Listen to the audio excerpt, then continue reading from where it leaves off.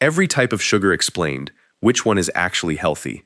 Every type of sugar sits on the same shelf at the grocery store, but the prices range from a couple of dollars to well over 20. Some are marketed as natural, some as guilt-free, and a few come with health claims that sound almost too good to be true. Walk down any grocery aisle and you will find at least 10 different sweeteners, each one promising something slightly different. The question everyone eventually asks is pretty simple. Is any of this stuff actually better for you? To answer that honestly, you need to understand what each one really is, where it comes from, and what happens inside your body once you swallow it. White granulated sugar. The bag sitting in nearly every kitchen in the world contains one of the purest food products humans have ever manufactured. White sugar is 99.9% sucrose, a single molecule made of 1 part glucose bonded to 1 part fructose, and it can come from either sugarcane or sugar beet. Once refined, the final product from both plants is chemically identical. The first people to figure out how to crystallize sugar from raw cane juice lived in India, roughly 2,500 years ago. The Sanskrit word for those coarse crystals was sharkara, meaning grains or gravel, and it eventually became the root of the English word sugar. For most of recorded history, sugar was a luxury item reserved for the wealthy. Arab traders carried the refining technique westward to Persia and the Mediterranean. Then European colonial powers built massive sugarcane plantations across the Caribbean and Brazil, and the labor that powered those plantations came from the transatlantic slave trade. Sugar did not just sweeten food, it shaped the forced movement of millions of people across oceans. In 1747, a German chemist named Andreas Marggraf discovered that ordinary sugar beets contained the same sucrose as tropical sugarcane. When Napoleon's France lost access to Caribbean cane during the British naval blockades, beet sugar factories exploded across Europe, jumping from a handful to several hundred within just a few years. Today, roughly 80% of the world's sugar still comes from cane, and the remaining 20% from beets. Brown sugar looks like a completely different product sitting next to the white bag on the shelf, but it is not. Standard commercial brown sugar is refined white sugar, with molasses sprayed back onto the surface. Light brown sugar contains about 3.5% molasses by weight. Dark brown contains about 6.5%. That is the entire difference. The molasses does add trace amounts of calcium, potassium, and iron, but in quantities so small they are nutritionally meaningless at any normal serving size. You would need to eat an absurd amount of brown sugar before those minerals added up to anything your body would notice. What molasses does add is moisture. It is hygroscopic, meaning it pulls water from the surrounding air, which is why brown sugar clumps into hard chunks when it dries out, and why cookies made with brown sugar bake up softer and chewier than ones made with white. The glycemic index of brown sugar is about 64 point. White sugar is about 65. The calorie count per teaspoon is identical. The health difference between the two is effectively 0. Brown sugar is a baking and texture choice, and a good one at that. But the idea that switching from white to brown is a meaningful health improvement is simply not supported by the numbers. The dark syrup mixed into brown sugar has its own story worth telling. Molasses is the thick, dark liquid spun off during sugar crystallization. When sugarcane juice is boiled and crystals begin to form, a centrifuge separates the white crystals from the remaining syrup.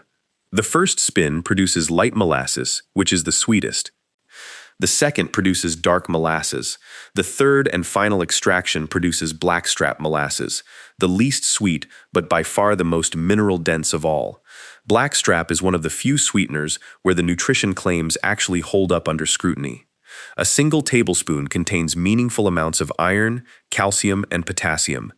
It tastes bitter and intensely earthy, which is why nobody pours it over pancakes, but bakers use it in gingerbread, Boston baked beans, and dark barbecue sauces where that deep, almost mineral flavor actually works. Nutritionally, blackstrap does more meaningful work per serving than any other sugar on this list. In colonial America, molasses was far cheaper than refined sugar and became the everyday sweetener in ordinary kitchens. The British Molasses Act of 1733 slapped a heavy tax on molasses imported from non-British colonies, and the resentment that followed helped fuel the road toward American independence. Fermented and distilled, molasses also becomes rum, a spirit first produced on sugarcane plantations in Barbados during the 1600s. Molasses shaped colonial America, but another sweetener quietly reshaped modern America entirely. High fructose corn syrup is made by converting cornstarch into glucose syrup using industrial enzymes, then converting a portion of that glucose into fructose with a second enzyme called glucose isomerase. The result is a liquid sweetener that comes in two main forms. One is 42% fructose, used in processed foods like bread and cereal. The other is 55% fructose, used in soft drinks. That 55% number is remarkably close to the 50-50 glucose-fructose split found in regular table sugar, which is why the majority of controlled research has found no meaningful metabolic difference between the two when consumed at equal doses. The reason high fructose corn syrup took over the American food supply had nothing to do with chemistry and everything to do with economics. U.S. sugar import tariffs kept domestic sugar prices artificially high, while federal corn subsidies made corn extremely cheap and abundant. In 1984, both Coca-Cola and Pepsi announced they would stop using sugar in their soft drinks and switch entirely to high fructose corn syrup. That single decision removed more than 500,000 tons of sugar from American demand in 1 year. The syrup became a public villain over the following decades, but the real problem was never the type of sweetener itself. It was the sheer volume of cheap sweetened products that flooded grocery shelves once the economics made it profitable to put liquid sugar into practically everything. High fructose corn syrup is a product of industrial chemistry, but the oldest sweetener on Earth was perfected by insects. Honey begins as flower nectar, which is roughly 70 to 80% water. Foraging bees suck the nectar into a specialized second stomach, called a crop, where an enzyme called invertase immediately begins breaking the sucrose down into glucose and fructose. Back at the hive, bees pass the nectar mouth to mouth in a process called trophallaxis, concentrating the enzymes further with each transfer. They then deposit the nectar into honeycomb cells and fan their wings to evaporate the water content down to about 17 to 18%. At that concentration, honey becomes too hostile for bacteria to survive in, which means it essentially never spoils. Archaeologists have found sealed jars of honey inside Egyptian tombs that were still perfectly edible after thousands of years. The scale of production is humbling. A single worker bee produces roughly 1/12 of a teaspoon of honey in her entire 6-week life. To make just 1 pound of honey, a colony visits approximately 2 million flowers. The type of flower the bees forage determines everything about the final flavor. Clover honey is mild and golden. Buckwheat honey is dark, earthy, and rich in antioxidants. Acacia honey is delicate and scores lower on the glycemic index than most varieties. And Manuka honey, produced from the leptospermum bush in New Zealand, contains unique antibacterial compounds and can sell for well over $50 a jar. Raw honey retains enzymes, pollen, and antioxidants that commercial pasteurization destroys through heat, which is why raw versions cost more. But whether raw or pasteurized, honey is still roughly 80% sugar by weight. A single tablespoon contains about 17 grams. Honey comes from bees. The next sweetener comes from trees.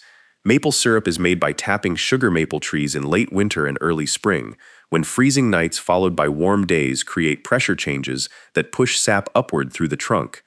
The sap itself is almost entirely water, containing only about 2% sugar.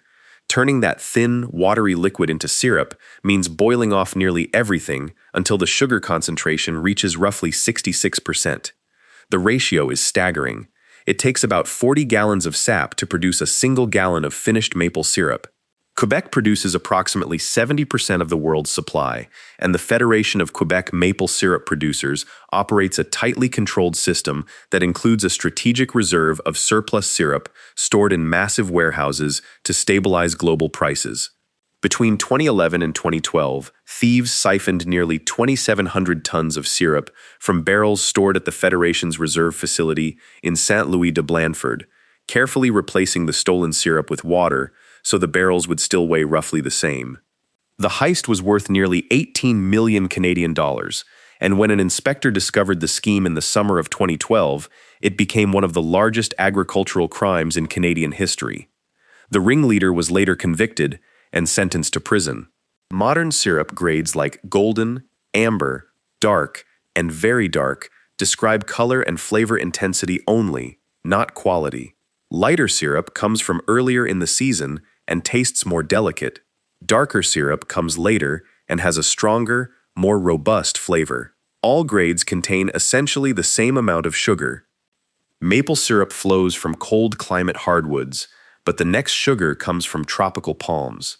Coconut sugar is made by collecting the sap from the cut flower buds of coconut palms, then slowly evaporating that sap into coarse granules over gentle heat. It looks and tastes remarkably similar to light brown sugar, with deep caramel and toffee notes.